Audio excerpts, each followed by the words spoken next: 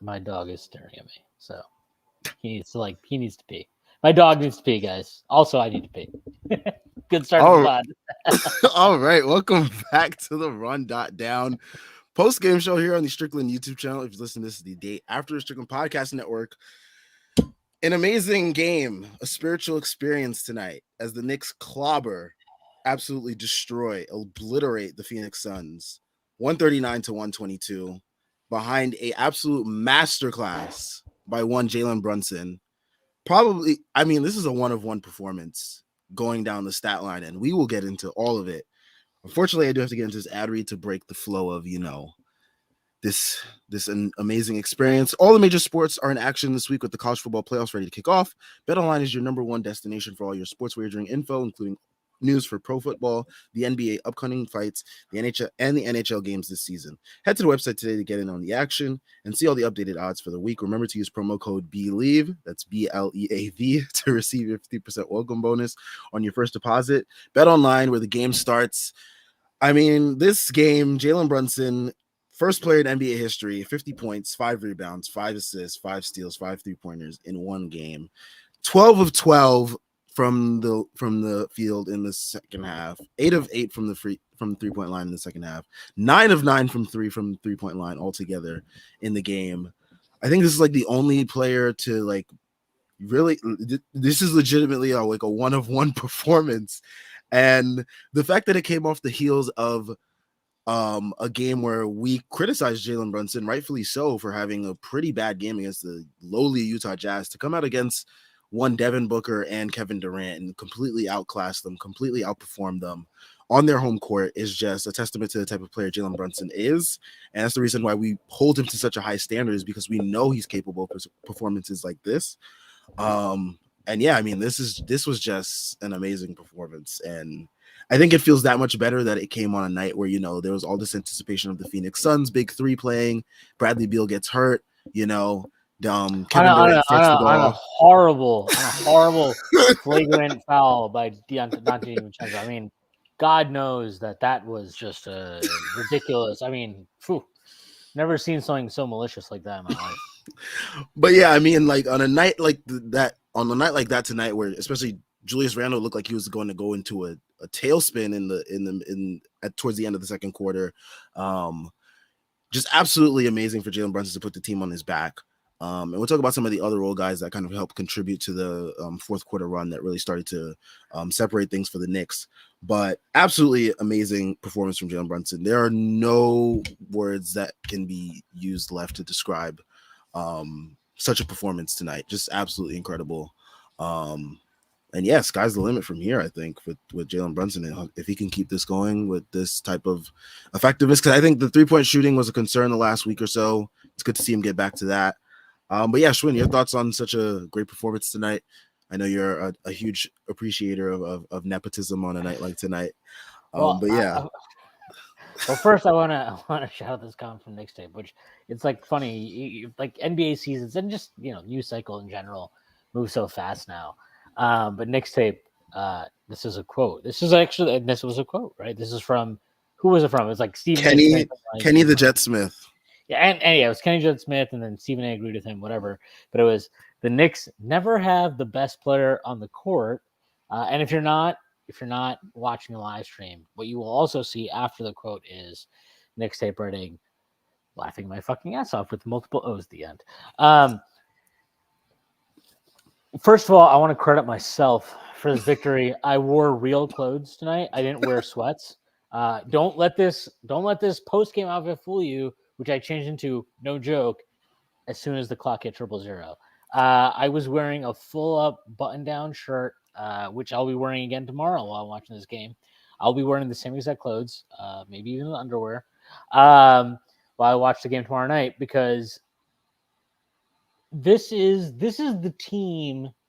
This is the team that I expect to see all year. And what I mean by that is, if you listen to Pod Strickland today, I talked to Prez about how I felt this year's team, in a lot of ways, they weren't fighting in the same way that last year's team was at certain points. And it was early, look, it was a quarter of the way into the season. Obviously, we know what we were a quarter way into the last season. And that changed significantly when things changed last year. But this year, it felt like, I don't know. To me, it just felt like the fight level. Yes, that Miami comeback was amazing, but consistently that fight level wasn't there. And look, I promise you, I will talk about Jalen Brunson, but it wasn't just Jalen Brunson. It was the team's effort giving Jalen Brunson the like to That give extra him boost. not just that, but to give him the platform for his effort to matter. For like, what did he score the last time he played the Suns? He scored like 41, right? I Whatever the believe fuck so. it It was. was close to that. Yeah, Yeah. like he balled out in that game too. But because our collective effort wasn't there, that effort was wasted. Against Utah, I think, me and you and Jeff talked about this in the post game, but like that was probably Randle's best, not just effort, but like just level of play this entire season. And maybe, I don't know. I thought it was amazing performance, and it didn't matter because the team's collective effort wasn't there. Tonight felt like the first time all year to me where was everything perfect? No. Were there things that were fucked up? Yes. But it felt like these guys battled, and they battled through a lot, and they battled through some stuff with the coach that I didn't agree with. They battled through some stuff with the refs that God knows nobody agreed with, unless you were wearing a fucking Suns jersey or something. Like they battled through a lot tonight. They battled through the fact that, let's be honest, like they had this rep coming into the game, which I didn't agree with, and I think it was ridiculous considering what they achieved last year. But a rep of like, yeah, all you guys do is beat bad teams. Can you beat a good team? And I know there will be people that will be like, well, Bradley Beal got hurt, so this is your benefit. Let me tell you something. Bradley Beal's been hurt all year. Not just that. Like, I don't know if that's actually like a horrible thing for them because they were figuring shit out with Bradley Beal on the floor, and like we saw that like when they played the Nets, like you trying to tell me that in a month from now they're not going to smoke the Nets with all three of those guys on the floor? And let's be real, like maybe in a month from now, if they play the Knicks with all three of those guys on the floor, maybe they'd smoke us too. So that's what it is. But in this immediate term, in this terms of this game, I thought they overcame a lot, and obviously a ton of that. Let's be real. It comes down to Jalen Brunson. My all time regular season favorite Knicks performance prior to tonight was that mellow 50-point game in Miami, no points in the paint. This topped that because that game, no LeBron, no Wade. I don't think Bosh played in the game either. This guy went toe to toe with on the same floor with Kevin Durant and Devin Booker. He took everybody. He put everybody's. He got the ball. He put everybody's fucking name on that thing, and he gave everybody a fucking spin. He was amazing tonight, and he was amazing in points in the game where they needed him to be amazing. In particular, at the start of that third quarter, where it felt like they closed out that first quarter or that first half, shitty, and they started that second half defensively anyway, shitty. And every time I was like, that meme, it's like, it's over, we're back, it's over, we're back. That was like the start of the second half for me. I was just like, every possession, like every time they made, oh, it's over, and then he make a shot, I'm like, we're so back. He was amazing. Like he is the reason why the Knicks had a chance to win this game. That was amazing. That was an all-time performance. As far as I'm concerned, that's the best regular season performance I've ever seen from a Knick. And regular season, to be very clear. And probably all time too. I mean, in terms of the league, in terms of efficiency and just the stat line. I agree. It is the best regular season performance of any player in the NBA history. I agree. No, look, it was amazing. It was amazing. And it wasn't just the shot making, it was how necessary the shot making was. It was how much it meant in those moments. And I don't know, you just can't really say enough about what he did tonight. And he was fantastic. And I want to say this, like, you look at the box score, I don't think Randle played a particularly good game. But what I really appreciated about Randle tonight is when he fucked up tonight, he immediately recognized it. Like he had that ridiculous turnover towards the end of the fourth quarter, right? Where he got like stripped going down, driving to the paint or whatever. And the next possession, he got the ball. What did he do? He was like, no. Jalen, come here. Like, come get the ball. So I know that sounds like damning with faint praise, but I do think that means something. And I think in general, like I was kind of okay with a lot of his turnovers today, not because I thought like, look, turnovers in general suck, but I thought a lot of his turnovers tonight where I'm like, okay, I get you're actually trying to like Make the right play. do, yeah, you're like trying to do the right thing. You just didn't fucking execute it. So I want to give him a shout out. I thought RJ, defensive rebounding, I would love if he could improve that, but like his I gotta scoring, give him props for that offensive board, the effort there. yes, yeah, absolutely. I mean, the thing is, I don't want to get into negative stuff, but like that's not a thing we should even praise, right? That should just be a thing that we like expect from him. But Mhm. he did it, and it was a huge play. It was a huge play. It felt like, oh my, like they score, and you're like are we gonna like lose the momentum here? And you miss a shot, and you're like fuck, and then he comes and crashes the glass, gets to the line. That's a huge play for us. It's a huge momentum swing. Not even a momentum swing, but a momentum maintainer. Is that a term? I'm coining that term. It is now. Yeah. But like that's what it felt like. And it just felt like everybody on the team tonight, everybody that played aside from DiVincenzo, who just had a rough night. Like I'm not shitting on him. He just had a rough night. But I felt like everybody tonight at some point made plays that mattered to the Knicks winning this game. You know, I didn't think Hartenstein, I thought Hartenstein had a terrible first half, to be completely honest with you. And look, that behind the back pass that he tried to make in the first half, I'm not joking. I was shocked. That Tibbs did not immediately call for Sims. Like I was genuinely stunned by that because that pass for me, if I was Tibbs, like I shit on Tibbs all the time and like let guys play through mistakes. Well, Sims is the charity start, so he's never gonna really. No. But I'm saying like I shit on Tibbs all the time for like, hey, let guys play through mistakes. Like that one for me, I was like, get the fuck out of here. Like that would have been an automatic, just like you're done for the rest of this half. Like I can't even talk to you. I'll talk to you at halftime, and I will yell at you. But we're not talking right now, and you're not playing the rest of this half. But like he came back in the second half. I thought in the fourth quarter he was really, really good. Some of the defensive rebounds he came down with, some of just his like boxing out.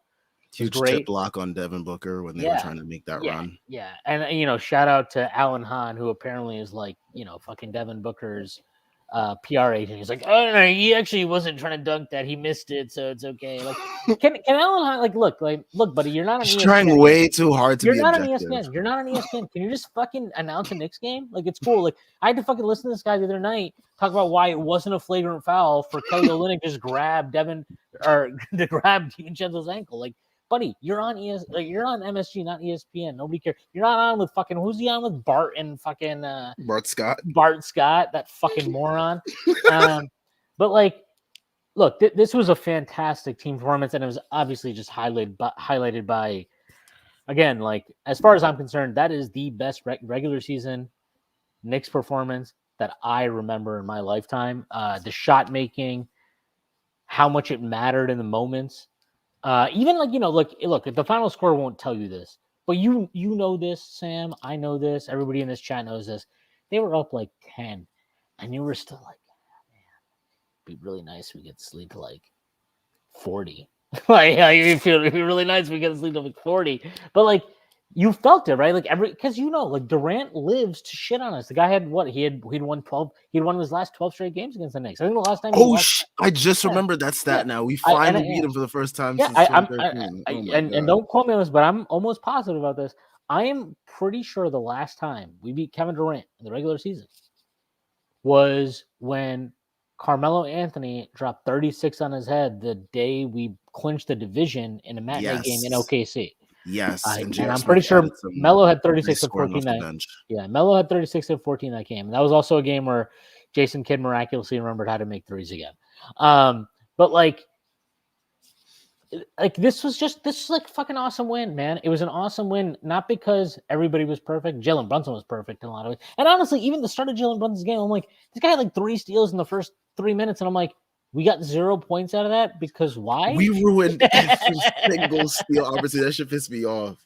It was like, yo, you got to take advantage of these opportunities, especially against a team like the Suns, who they're going to score a bunch. So like these opportunities where you get these turnovers on them, you got to make it count. Luckily, we were able to later in the game, but early in the game, yeah, that was rough. But yeah, it was, and that's kind of the point. Is like even within this again, 50-point masterclass. Like, it really was a masterclass. He wasn't perfect. Nobody was perfect. Quickly was 1 of 5 in the first half. RJ didn't get some defensive rebounds. Randle had turnovers. Isaiah Hartenstein threw the dumbest behind the back pass I've ever seen in my life. Like, Quentin Grimes in the first half, I was like, can you shoot? Like, is that possible? Whatever. Guys, we're not perfect. But you didn't just find a way to win. You found a way to win and run away with the game. And you could tell that, like, they were embarrassed by that loss to the Jazz.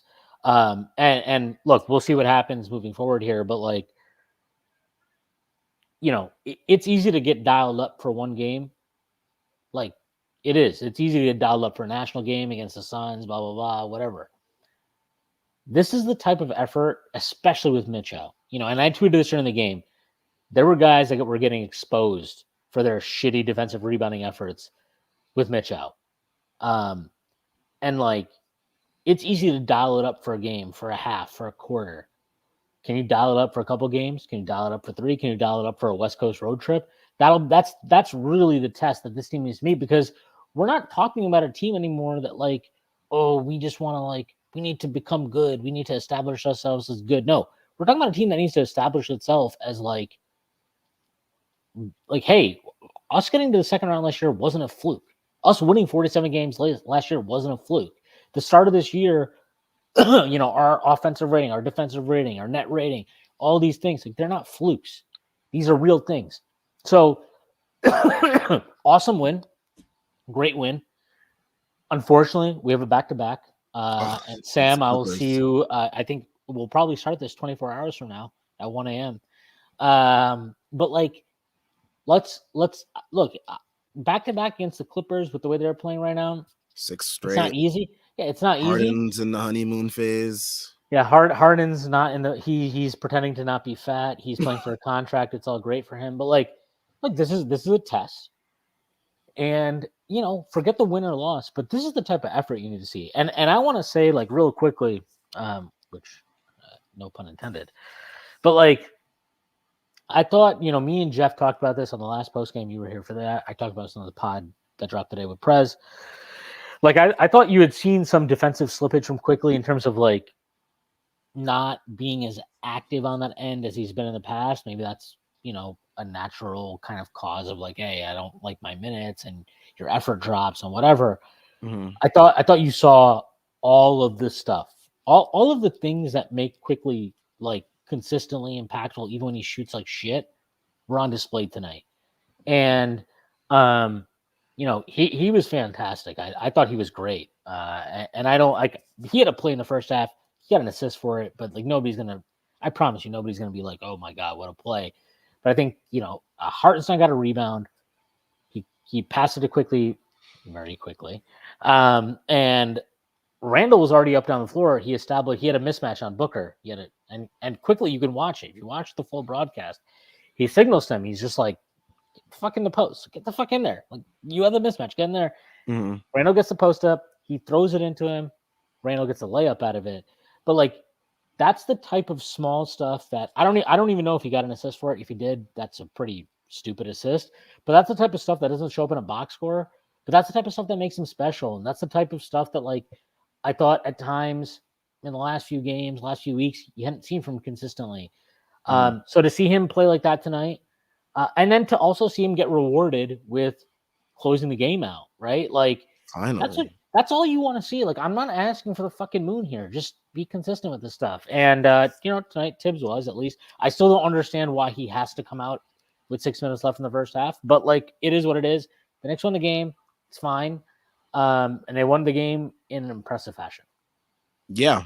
I mean, yeah, Quickly. 10-5-3-2. The stat line doesn't really scream out to you the way that we're kind of used to typical Quickly lines. Still one of the fakest 25 minutes you'll see again today. Bizarre first half rotation. Are you being Jeff because Jeff's not here? Sort of. Someone has to fill the void.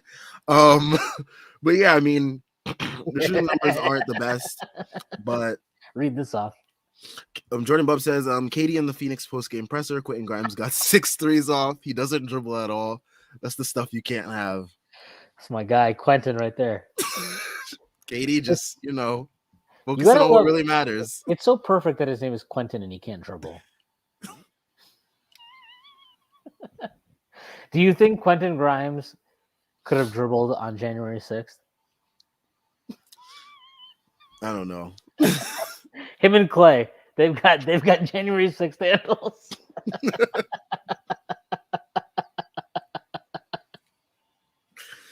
Oh man, you gotta love KD though. Shifting the narrative to the role player. I mean, he did give Jalen Brunson his props. He said, Jalen Brunson's future Hall of Famer. This is his franchise. Well, all that good stuff. I mean, that's crazy because I was told that we never have the best player on the floor ever. Actually, I was told that the Knicks weren't cool too. Right? Yeah. By one Kevin Durant. Yeah, Kevin Durant. Fun fact: the Knicks are 14-10. The Suns are 13-12. Just throwing that out there. Interesting. Also, fun fact: do you know what point guard tonight got a triple double and a Jordan Poole 30 bomb drop on their head? Who did? Oh, Tyrese Halliburton. Yeah. The Pacers, that in-season tournament run looking a little bit fluky right now. And I just want to I don't think people understand this. Dialing it up for a tournament run is very, very different than a playoff series, than a whole regular season. Because you're facing that opponent more than one time. They have time to game plan against you. Spo was playing boxing one versus Jalen Brunson. He was still getting 30 plus every night. Spo's made multiple amazing players look pedestrian, and he couldn't do it to Jalen Brunson. And he sat there on the podium after the series and was like, "Thank God I don't got to play that guy anymore." Oh, that was terrible. But look, forget the Halliburton stuff. Fuck Halliburton. But look, again, we already mentioned it, but you just got to go back to it. I mean, that shot making, that started the second half from Jalen Brunson. Clutches a lot of things, and this is why I hate clutch stats, because I don't think they're real in the sense of they only encapsulate those 5 minutes. Yeah, and it's there's this arbitrary standard of oh, it's 5 points, a game within 5 points with 5 minutes left. And I'm yeah, that's not are you fucking stupid? We've all watched basketball. There's no way you really believe these are the only clutch moments of a game. Yeah, every bucket. Go back and watch him. He didn't miss a shot in the second half, right? Jalen Brunson? Yeah, 12 for 12. Every fucking shot that guy made, in particular at the start of the second half, was clutch. The Knicks needed every single one of those because they couldn't get a stop. And Randle was he was not once they adjusted, to start the game, right? They weren't doubling him at all. Mm-hmm. They were playing single coverage and he was killing them. And then they started doubling him and he wasn't seeing it well, right? And he was struggling with it. And you needed, Brunson had to step up in that moment. Otherwise they were fucked. Because we know that Tibbs was not going to make a sub until there was 3 minutes left in the fucking third quarter, no matter what. But he did. And that was fucking spectacular against a team that has 2 future Hall of Famers on it that were on the floor at that time, probably 3, even though Bradley Beal being a Hall of Famer is an indictment on the Hall of Fame.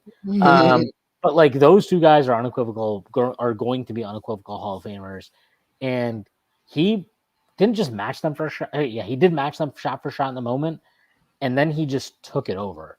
And he was a beast. He was a beast.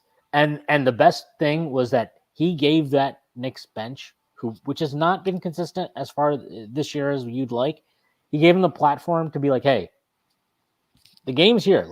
It's 2 you guys can play a little bit more free. Yeah, it was a 2-3 point game. It was hey, do you want to bring this to me? Give me a lead to take home? And they did. They did their job. And I gotta say, look, I have been really, really critical of RJ Barrett historically, and definitely recently in terms of his decision making on drives, in terms of passing out. He made his run with the bench unit was great. His run with the bench unit was, but those 2 passes he made to Quentin Grimes, they're not passes that are ever going to make some highlight reel. But guess what? You don't need him to make highlight reel passes. You need him to just make the simple passes that he has available to him all the fucking time. because he gets 2 feet into the paint all the time. And when you get 2 feet into the paint all the time, defenses collapse on you, which means that shooters are open. You got to find them. He found Quentin Grimes on simple passes 2 times in a row, and that basically blew the game up. Like that went from Knicks were down 102, 103 to 105, 103 to 108, 103. And then I think that was the closest the Suns ever got. I'm pretty sure that they missed their next shot and the Knicks scored, and that was that. But like RJ Barrett's decision making in that moment, it's like that's the stuff. Like if I'm on the Knicks coaching staff, I'm going to the locker room being like, this is what won us the game, dude. These are the decisions that will win us games. These are the decisions that will make you be not like a 53, 54 true shooting guy, but be like a 57, 58 true shooting guy, and you're going to get 5 assists a game. Like these are the decisions. And they're so simple, and you create them all the time because you're that good at getting into the paint. You just got to recognize those advantages. And he did in that moment, and they were huge for us. So he deserves a shit ton of credit for that. Yeah. You got to love how Jalen Brunson just has this like vendetta versus Devin Booker and the Suns ever since that Mavs series. Like he's just consistently... What did he think it was? Did he think it was a game 7 or something? He definitely was treating this game like it was. But I don't know if I mentioned this earlier. I think this game, Jalen Brunson is the only player in NBA history with the line of 50 points, 5+ rebounds, 5+ steals, 5+ assists, 5 3-pointers in a game ever. First player in NBA history. Say that line again. 50+ points, 5+ rebounds, 5+ assists, 5+ steals, and 5+ 3-pointers made in a game. I gotta say, the steals in some way meant a little bit more to me than the threes. Yes, definitely. They were like, I was like, wow, he's like really into this fucking game. Yeah, especially that one with when Nurkic was just like lacking and he just wasn't paying attention at all, and he just completely took the ball from him. I mean, that's stuff that you don't really see from Jalen Brunson all that often. Like, sure, he gets like his typical, 1 or 2 steals a game, but for him to get 5 tonight, like you said, it shows that he was really locked in. And yeah, he's just overall looked better defensively, as a whole this season. I think it's never gonna be like where you want it to be. I think for him, but yeah. But Schwinn, my question to you is: Jalen Brunson better than Paolo Banchero though? Can I tell you something? Okay, I just look. We didn't talk about this. You gamble, so you understand. Yes. Jaylen Brown was listed out tonight multiple times. Okay, that line opened up at Celtics -4.5, and Jaylen Brown was out. Porzingis was doubtful, and Horford was out. And then, so I'm sitting there, I'm like, man, the Magic have owned this fucking Celtics team. Like, why is this line what it is with these guys out? I was like, man, I'm thinking Orlando money line. I'm happy. This is fantastic. Fucking an hour before the game, Jaylen Brown's he's playing. I was like, wait, what? Like, you can't list him out and then he's fucking playing. They've been doing that all year this year. That's crazy. That's bullshit. That's fucking. That's not. That's honestly, why it's so hard. And I'm saying, yeah. Like, am I saying this because I lost a bet? Yes, I am. But I'm also going to like I shouldn't lose a bet because your fucking information is shitty and you're lying. Like you can't go from out to, oh no, he's actually playing. He's going to start. He probably play like 30 minutes. I don't even know what the fuck he scored tonight because I didn't watch that game at all. Because I was trying to zone it. Yeah. What did it? 18. Fuck him. But like, it's whatever. Anyway, moving. Yeah, but look. Obviously, Jalen Brunson is better than Paolo Banchero in 2023, like right now. On December 16th, 2023, Jalen Brunson is 100% better than Paolo Banchero. Does that mean that Paolo Banchero won't be better than Jalen Brunson one day? No, it doesn't. But it does mean that today he is better. Like, come on, like, what are we talking about here?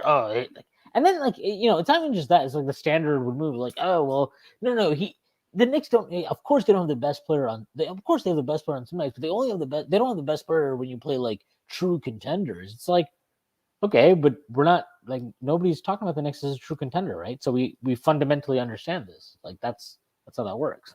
I would disagree with that, by the way, which evidence of is tonight, or also just the entire Miami playoff series. But like, look, the Knicks are never going to be judged or talked about or whatever in a Fairly. rational way. But look, Jalen Brunson again, what a performance tonight! And thank God for nepotism. Nepotism is fantastic, and I hope one day that I am wealthy enough that I can just employ you, Sam, because I know you, and give you $1 million a Yeah, second. Yeah. that would be amazing. I mean, I know you're making the big bucks as a, as a teacher. Part-time. Oh yeah, definitely. You know, the city loves paying their teachers. Let me not get into that rant again. Let's just keep it basketball. Um, but yeah, there was something I wanted to talk about. Oh yeah, defense. What do we think about defense on Devin Booker? Because I feel like the team as a whole did a pretty good job on him, especially in that second half. And I feel like there was a point in the game where I tweeted out that why is Hart still in the game while Grimes and RJ like they were pretty much rolling at that point? And it Was felt this like time to start the fourth quarter? yes, like after they had their run, Dibs had subbed those guys out and kept Hart in, and I was like, I think Dibs just really does not trust RJ and Grimes on Booker, but I Well, felt look, like they did a pretty okay job on him for the most part. I thought first of all, I thought his biggest mistake was not trusting RJ to defend Booker to start the game because I was like, look, if we're gonna have an honest conversation about RJ, the way he's played this year, I would much rather trust him against a great on-ball scorer than I am him to be an off-ball defender and secure defensive rebounds. Yeah. And like the moment that he switched RJ onto Booker, I don't know the numbers. I'm sure you can find them. I would guarantee you that magically, once he put RJ on Booker, Booker stopped making shots at a high clip. Yeah, he just hit the foul hunt the whole night after that. And like that to me was a pretty big shift in the game. And I think this speaks to some of his like philosophical rigidity, where he came into the game being like, well, DiVincenzo is my primary defender, and that's what it is. And it's like he stuck with that for a while. Then DiVincenzo, he probably got saved a little bit that DiVincenzo did get a fourth foul because he was like, well, I can't have him on Booker now because he might get his fifth. So he had to put RJ on him, and I thought that helped tilt the game. That was the first time the Knicks started getting stops in the second half. But yeah, like, you know, RJ, like I think what you're talking about, you know, in terms of that fourth quarter situation, I think you'd feel a lot better about that, and you'd probably be really, really enthusiastic about it if you felt that Tibbs was consistently applying net rating logic to his decisions, because that lineup that he closed the game with is A like, plus. That's their best The lineup. best lineup. They fucking destroy teams when they have Randle, What was the lineup? It was Hart, Quickly, Brunson on the floor. Doesn't matter who the center is. Mm-hmm. When they have those four guys on the floor together, they fucking kill teams. And they killed him again tonight, and he went with that tonight. And you just got to hope that, like, this unlocks something in his brain, because it's not just about the fourth quarter, right? Like, I'm fine if you want to be like, hey, look, like, Quickly's second half minutes are somewhat dependent on how he's playing on a given night. That's fine. The first half minutes, like, for him to only get 10 minutes, it's so stupid. And it's stupid not just because he's getting 10 minutes. It's stupid because you're not giving your best fucking lineup minutes together. Like, why would you not do that? You should do that in both halves. And so, like, that's really what my frustration is. It's not so much that, like, oh, well, Quickly doesn't have it tonight, so I'm going to close this guy. I'm fine with that. I am fine with that. I'm not fine with the first. I think most people are too. Yeah, I'm fine with, like, hey, if DiVincenzo has it going tonight, if Hart does, if whoever has it going, they close. I'm fine with that logic. I am not fine with, oh, you got it going tonight, or we're playing really well, we go on the floor tonight, but this is the rotation. Sorry, pal. Like, that's stupid. So yeah, I look, whatever it was, who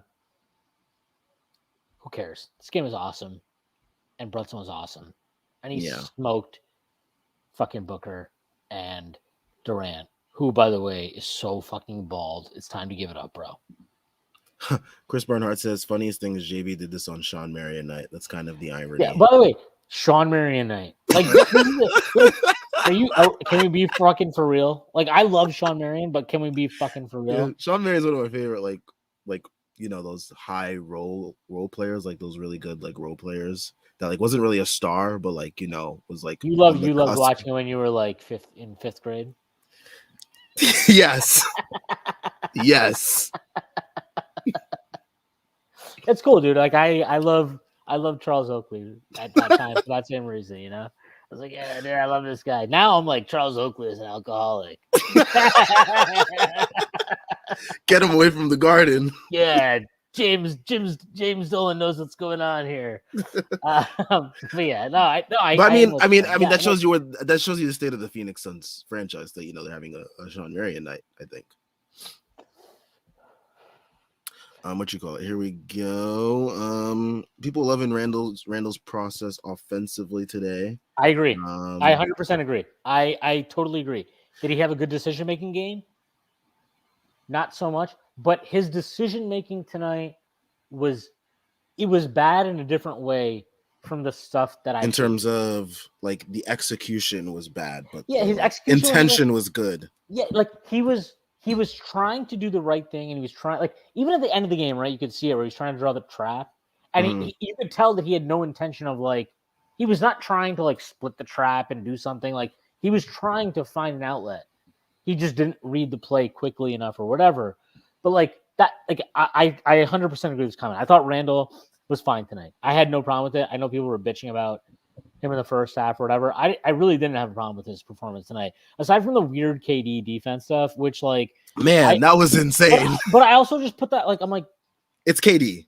Well, but it's also like, this is what Randle does. So why is he on KD? Like, that's the confusing thing. Like, I talked to Jeff last. I think you were here too on the last post game that we had before the last Phoenix game. But I was talking to Jeff about who I thought Randle would be matched up on. Yeah, it all melds together. The Toronto game, yeah, it's Toronto. Yeah. But yeah, I talked about like who I thought Randle would be on, because just based on like who he's been on in previous matchups, he's usually on like the off ball, forward, whoever that may be. Like I assumed before the last game it would be Keita. Keita beats Diop. He barely plays now for the Suns. By the way, didn't they give him their biggest exception? I think so. Yeah, good job. Oh yeah, hey, the Suns, man, they killed the minimum free agent market. What a fucking franchise. Everyone was praising the hell out of them for all the veterans they signed. They killed the veteran minimum free agent market.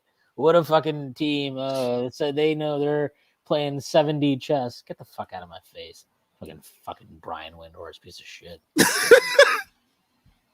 But yeah, I agree with this comment here by Jason Aravallo. He says the Randle of old would have forced the issue way more than he did tonight. Yes, definitely. Exactly. And it would have been so annoying. Like, you have Randle trying to get into the way. And it felt like that a little bit in the early of the third quarter, that he felt like he was trying to get into the way of dealing with masterclass. And then he shifted. Sam is saying his name. That's how you know it wasn't that annoying tonight. Sam isn't calling him 30. He's not like, he's not like saying redacted. Like, he's saying his name. Like, or saying something more vile. But honestly, for real, like, me and you have both been super critical of Randle at times, even when other people like that. Forget the Raptors game, which I personally was not that impressed by in terms of like what he did. Like, yeah, his offense was good, but his defense was like, Jesus Christ. But like, even in those moments, we've been critical of him, and I think he probably, like, on aggregate, he might have played worse tonight than he did against the Raptors, but I have so much less of a problem with it because I didn't think his decision-making was really selfish most of the time. Like, that's really what drives me nuts about Randle often, is that I just think his decision-making can be selfish. Tonight, like, yeah, he fucked up, but I didn't think his decision-making was selfish.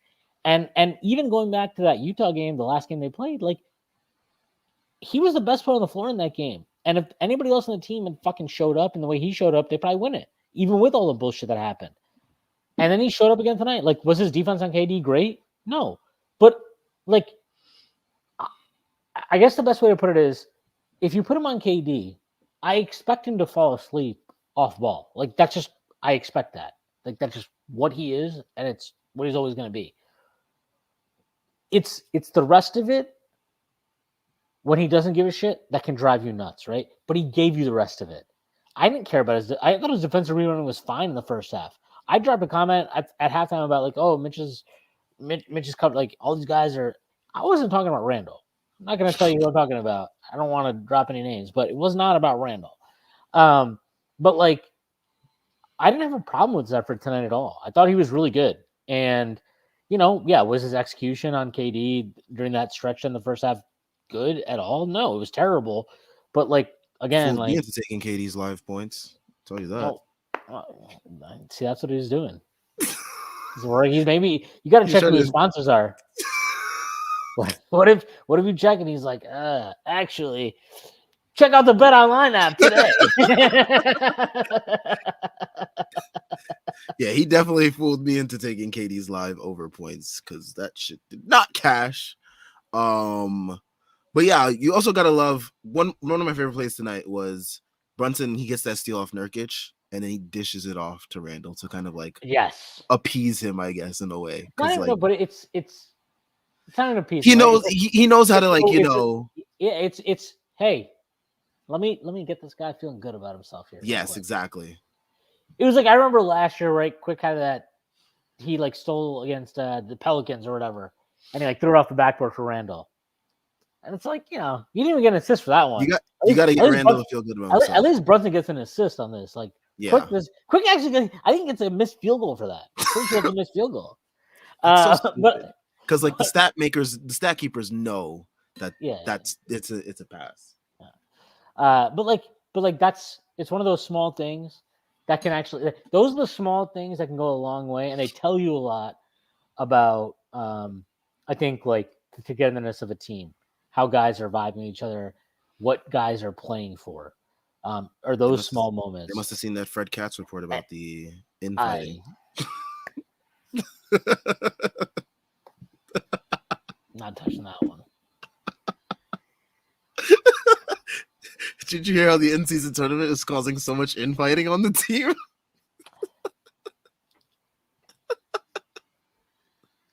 Cheers.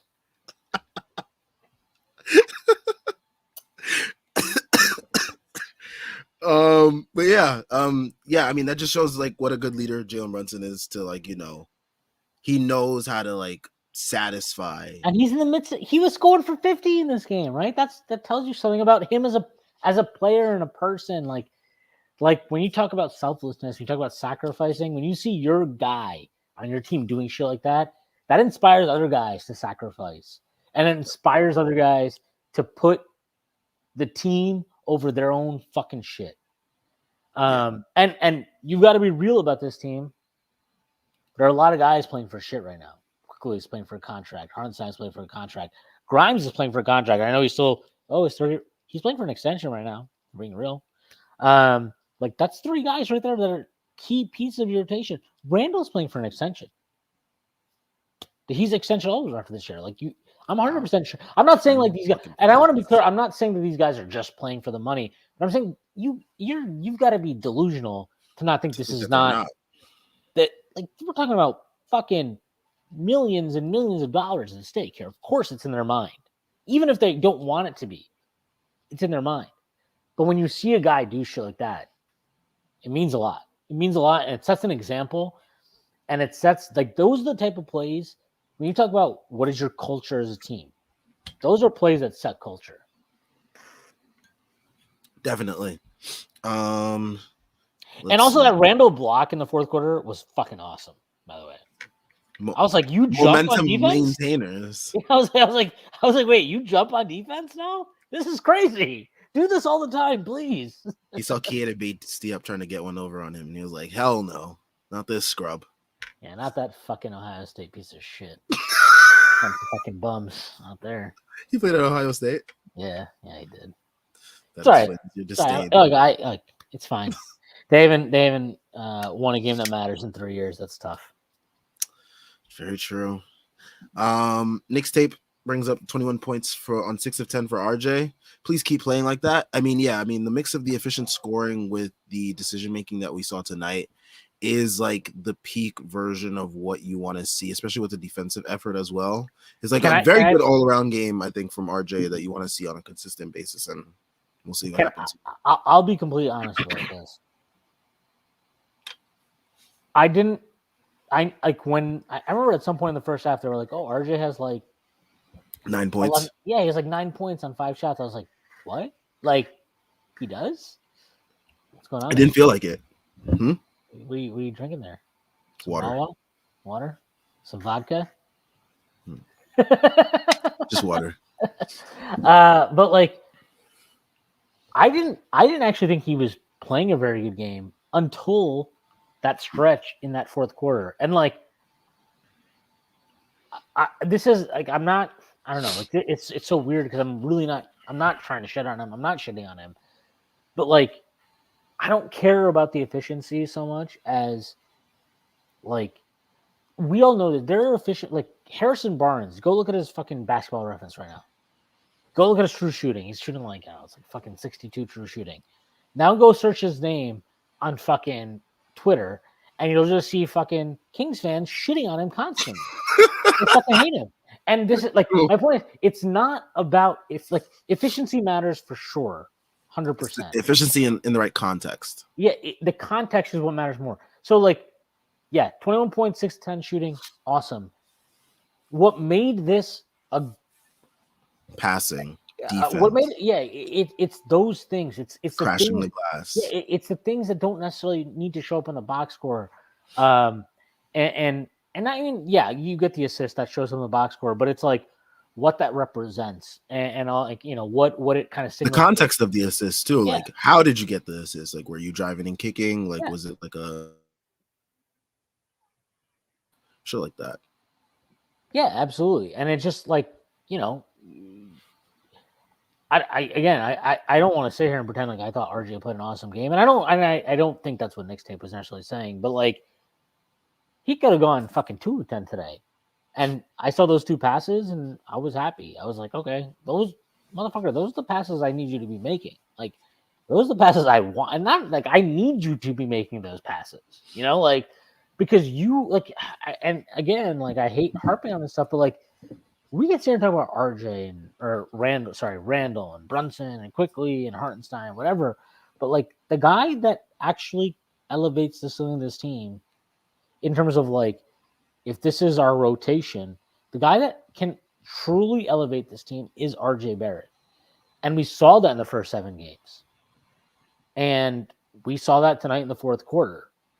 That's the guy that we need all the time. It can't be 7 games and then 9 games of sucking, and then 3 games are good, and then 2 games suck, and then 1 game is terrible, and then 2 games are great, and then 4 games suck. And then he has a migraine, so then he sucks for 3 months. Like it has to be a consistent thing with him, and the consistency doesn't need to be in terms of shot making. The consistency needs to be in terms of decision making, because the decision making is what largely sinks his scoring efficiency more than anything else. He's probably never going to be a high level shot finisher at the rim. But you know what you can do? Not force up the dumb shots you take sometimes and spray those out to shooters. And maybe those guys reward you. Like it can be that simple sometimes. Yep, but we need the consistency, and it's not there. JL says, I hope that dork at the job press conference knows who that guy from the Knicks is now. That was an insane clip, by the way.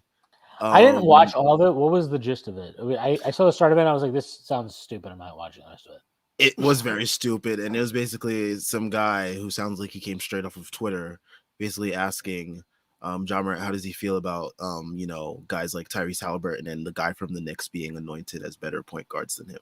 Well, 1, Jalen Brunson is better than him. 2, I thought you were going to say fresh off the boat, and I was about to be like, yeah. No, I was just fresh off Twitter. Nope, fresh off Twitter. That guy definitely sounded like he was Ja Muse. This fob off here. But that guy definitely sounded like he was a Ja fan page on Twitter. This from Larry Israel. RJ had a couple of huge rebounds late in the game too. Randle had a block. They all got in the bound. Yeah, and exactly. This bought is the in. point.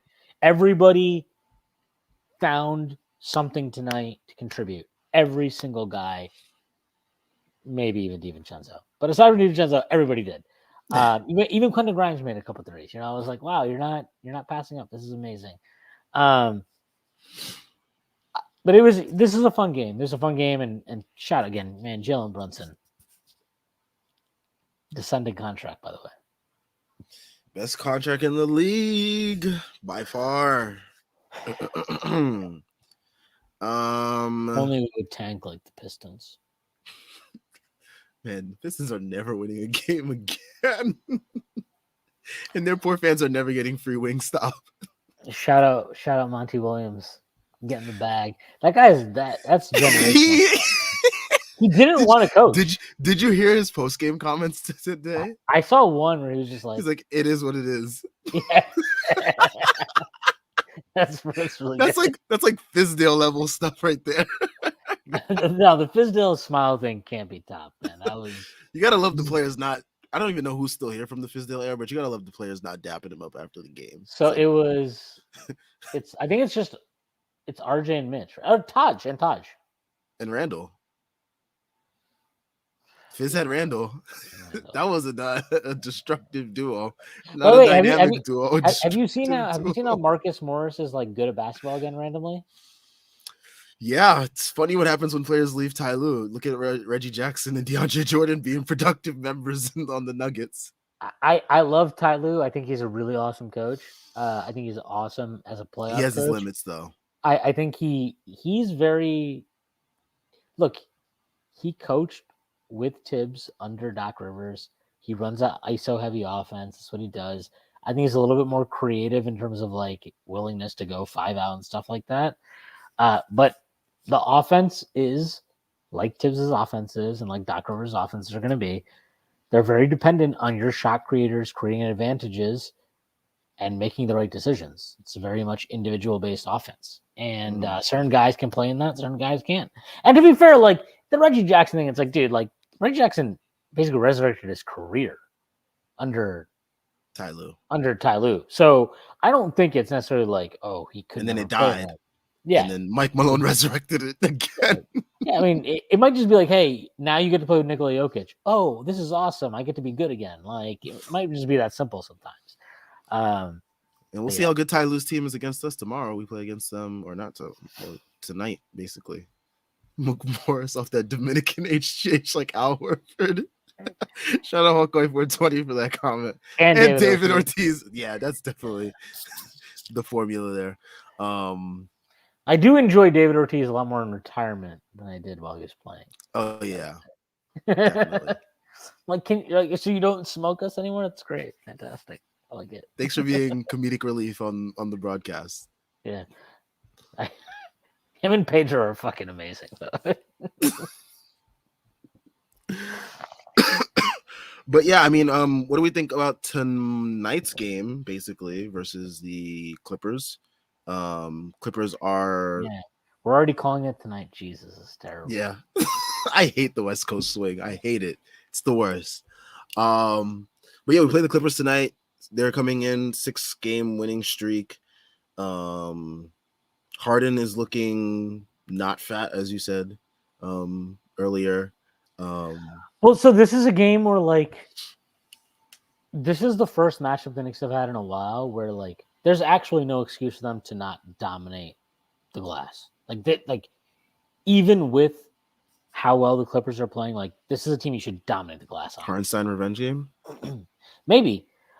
Also, like, you know, I don't know. The way I sometimes view these trips is like, if you told me before the trip, you go 1-3, I'd have been like, okay, fine. I mean, I hate it, but I'll take it. I get it. You know, you beat Utah and then you lose.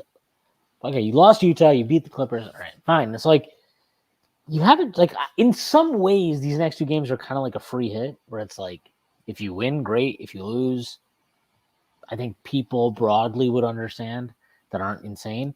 But like, you got a chance tomorrow. I don't know. I don't think that like aside from Brunson, who do you think really maxed out tonight? I don't think anyone did. Yeah, I don't know if you know this. I'm not an NBA player, but like I don't travel back to backs. I don't fucking know what that feels like. I could tell you what it feels like to like play ball on Saturday. But man, night. Jalen Brunson's 50 looked easy as hell too. Like I know I'm not an NBA player like you as well, but like I don't know, but you actually like are tall enough to be one though. Like I don't even have that going for me. But not good enough I'm to just be fucking one. like I'm just like 5'8" in Indian, dude. Nobody's ever looked at me and been like, "Oh, dude, you can run point." They look at me and they're like, "So you're an engineer." So, But- doctor, tell me what my diagnosis is. Like, actually, none of those are true. I can tell you what point spread I like tonight. Yeah, I can tell you what props I like live at halftime. But yeah, like you said, it doesn't seem like anyone else maxed out. But I don't even like. It's fair to say I don't think Brunson maxed out because like, yeah, the jump shots, they take a toll on the legs, I assume, but like, he didn't really like take a beating. Like, work in the video room, Schwinn. Thanks, From Larry Israel. I appreciate it. I'm Spo. I'm basically Spo at this point. This is my start. This I'm doing it. Humble beginnings in the video room. But yeah, I don't think Jalen Brunson took a beating tonight. Like usually Jalen Brunson, like if he has these games like this, like sometimes he does hit a lot of threes, but like he also takes a lot of shots in the paint. Wait, he hit 9 threes tonight, right? Yeah. I mean, that's more than half the points right there. So yeah, to what you're talking about, like I agree. Like he didn't take a beating tonight. He played a bunch of minutes, sure, but like I don't know. Look, they come out tomorrow night and they fight and they play a tight game and they lose. I'll live with that.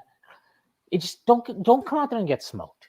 That's what it is. Don't have a pathetic effort. Yeah. I mean, this team, the Warriors, as pathetic as they've looked, they've put up a fight versus this Clippers team multiple times this year already. So, Hawkeye 420, and then JB closed out like Mo Rivera. Yeah, minus the maybe some of Mo Rivera's more interesting political stances, but yes. Oh wow. So I don't like finding out about athletes and their personal lives. Look, you guys just play your sports, and I like you for that. As someone once said, shut up and dribble, shut up and hit the baseball, shut up and don't commit crimes. Don't commit crimes, and I can look away the rest. But Hawkeye for 20 says, not gonna lie, I haven't been a fan of Sims, which hurts my soul. Zubac versus him will be interesting. Yeah, for like 5 minutes, maybe.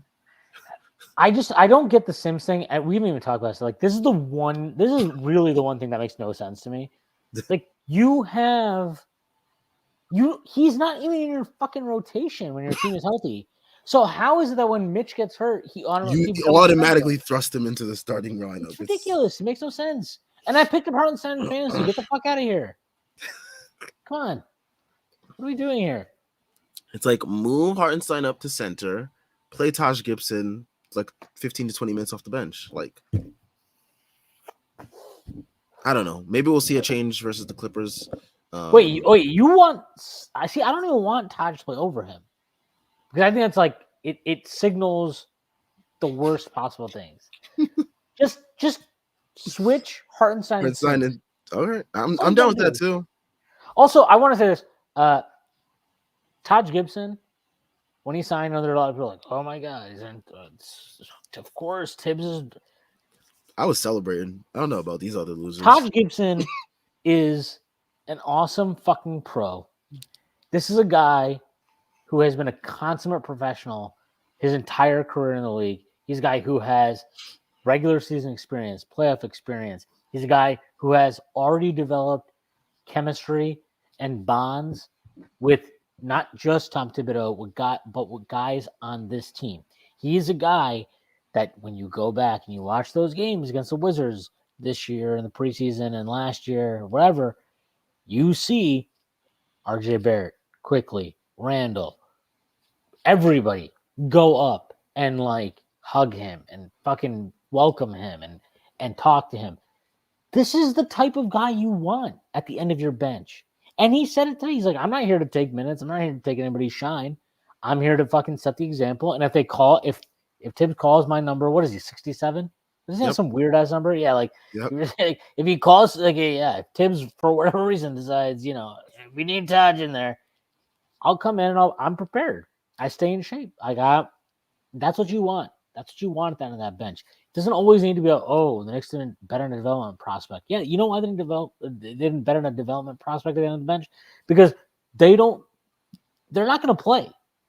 Like some dude from the G League who had a great 2 months is not going to fucking play. And Todd Gibson's not going to play. So you want a guy who's going to do the things that an NBA player who is not actually playing in NBA games needs to do to benefit your team. And Taj Gibson is always going to do that because he is and has always been a consummate professional. And I'm happy they brought him back. And I'm happy that he's on this bench. And I'm happy he's here. And we'll see how it goes. But it doesn't necessarily surprise me that the vibes are very good tonight. Yeah. Yeah. Hawkeye 420 also mentions that he posted a GIF of the US SPO under the stream tweet, so everyone check that out. Looking forward to that one. But yeah, I mean, wow, I'm looking at the fourth quarter scoring of tonight's game, 42-23 in favor of the Knicks. We call that light work. And I mean, the Phoenix Suns, they've had their issues, especially defensively. But I mean, you're talking about two guys that really take over in the fourth quarter, KD and Booker, and they just completely looked out of it. So shout out to the Knicks, at least defensively, for at least, Knicks stayed slacking, man. Taj debuted tonight, buddy. Taj got out there for the last minute and a half. Yeah, he played. Did he get an assist to Deuce for that three? Yeah, I think so. Yeah. What would you? Again, I'm always fascinated with this. Do you think Taj had to shower after the game? Maybe he took one of those deodorant showers. Oh, is that what you call them?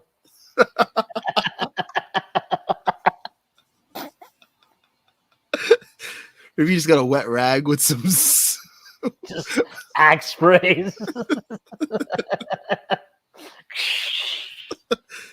Because he didn't do much. He was clapping a bunch. I'm sure those arenas are nicely air conditioned. So the fact that that 1 minute sprint he did didn't really cause an ounce of sweat. But I think I'd be really annoyed if I'm just God damn it, I gotta fucking shower now after this game. And then I just go in there, just change, and I'm done. Now I gotta fucking get in the shower. Fucking hell, it's tough, man. He probably stepped in there for 3 minutes and was all right, I'm good. Archie's just fuck, I gotta actually do something tonight. This is terrible. You gotta be on the floor. Dude, so used to just clapping and doing all these celebrations and shit. It's nice to finally have a win where we could talk about the bench players having to shower for playing 2 minutes. Oh man. But yeah, I mean, I like especially beating a team like the Suns just because the expectation is for them to thrash us, and this guy's and because Kevin Durant's bald and is worse than Steph Curry. Well, I mean, Steph Curry's got it rough now. Oh. We'll see. Do we trade for Steph? Question mark. Should we? Yes. Yeah, should we? Yes. But Steph Curry was born to be a Knick. He is the Knicks' Mark Messier. Bring him home, win a chip. Let's go. Him and Jalen Brunson backcourt. I like that. Yeah, but they're too small. How can you do it? What are you gonna do? Imagine that argument. How can we start? We can't start Steph and Brunson. They're too small in the backcourt. My favorite thing about tonight was finding out that, or at least a lot of people finding out, including myself, that Steph's never had a game with the numbers that Jalen Brunson's had, at least with 50 points on 100% shooting from three. I mean, I would love to see what the numbers are with if you reduce the points to 45, 40, call the steals 3. Let me look that up actually real quick. Oh, you got Stathead? You balling like that, Sam? No. You Nope. balling outrageous like that, bro? You got the subscription? Guys, Sam is he's fucking paid out here. I This wish. guy's been cashing out parlays at a crazy I clip. haven't hit anything. All right, Sam, let the people what's the NFL parlay this weekend? What's the NFL parlay tomorrow, more importantly? Oh, there's games tomorrow, right? There's 3. It's a triple header. Shit. I didn't Like know. I have no choice but to do nothing for 12 hours but watch football, and the Knicks. I have no choice. I can't. It's forced upon me. My morning's kind of occupied. My parents are renewing their vows, so shout out to them. So I'll be occupied in the morning. Lame. Good job. Well, yeah, that's how my morning will be spent. But then I'll have the rest of the day to watch football and the Knicks. So, but yeah, let me see. NBA players with 40 points in a game on 100% you shooting. You said. Second half was 100. Yeah, but he was 100. But yeah, he didn't miss a 3 tonight. Yeah, for the whole game. Are you doing stat muse? What are you doing? Yeah, I'm gonna use stat muse just because I'm not balling like you said. 40 points. Are you excited for Tommy DeVito to take the Giants to 6-8 this weekend? Who do the Giants play again this weekend? I actually have no idea. I think it's the Saints. I think it's the Saints. It is the Saints, and they're 6-point dogs. And I was like, why? Like, is this DeVito's first road game? I think it might be. And I get that, but I'm like, can't find it. Is Derek Carr is their quarterback, so I think he'll be all right. Like, I think he might be fine. Saints are a train wreck. I'm telling you this right now. I'm in Giants +6. I'm already in on that. Tommy DeVito 3+ touching 3+ passing touchdowns. I can't even talk anymore. I'm not taking that. That's your like parlay thing. I know. Yeah, I would take him for like 3+ passing touchdowns. I'm gonna take. Well, let me see. Let me see if I can craft something. Terry's is gonna be crying while he cheers for the selection of Bo Nix. Bo Nix is like 33 years old. That guy needs to get a real job. or he just needs to stay in college forever and now that NIL exists and just keep getting paid there. Yeah. Look, you guys. I think you guys play at 1. My Bills will defeat the dastardly Dallas Cowboys at 4:25, and and then hopefully the Knicks will secure their 3-game winning streak on Monday night against the Lakers, against your favorite player, LeBron James. That is not my favorite player. There's no one I couldn't wait to see us beat more than him. Him and James Harden, which is gonna makes this weekend. This makes this LA weekend that much FBL Sam Bowl. It is. I need James Harden to put up an absolute stinker tonight. I will be in rare form on Twitter if that happens. It would be nice if honestly I don't hear if we could just go through a game where James Harden isn't getting like a million free throws. Yeah, just ridiculous. Like forget just not getting ridiculous free throw calls. I think I could deal with that.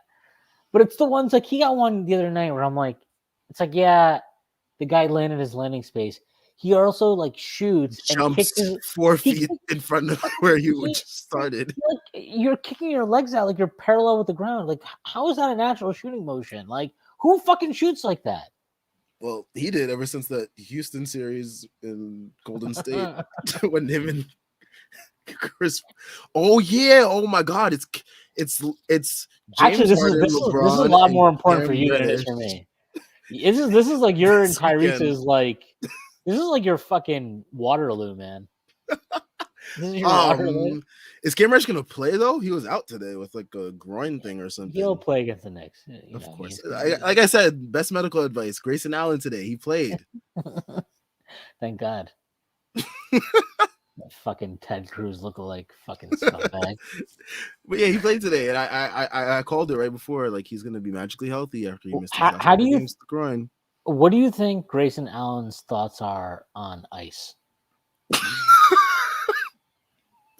I hope you're meaning the cold substance that makes our beverages fresh and cool. What do you think Grayson Allen's views are on immigration?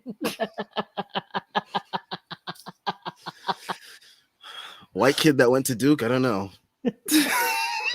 All right, I think we're good here. Yeah. We've We'll done be enough. right back. All we're gonna do is say more inappropriate things. We're good. So we'll be right back to 24 hours after the Knicks play the Clippers. Hopefully a James Harden stinker has been upon us. Leave a like, subscribe. Thank you all for tuning in at 2 a.m. on a Saturday morning to hear us talk about the Knicks and such an amazing win. Hopefully we'll keep this momentum going. Check out all the links in the description. And everyone have a good rest of your Saturday. Peace.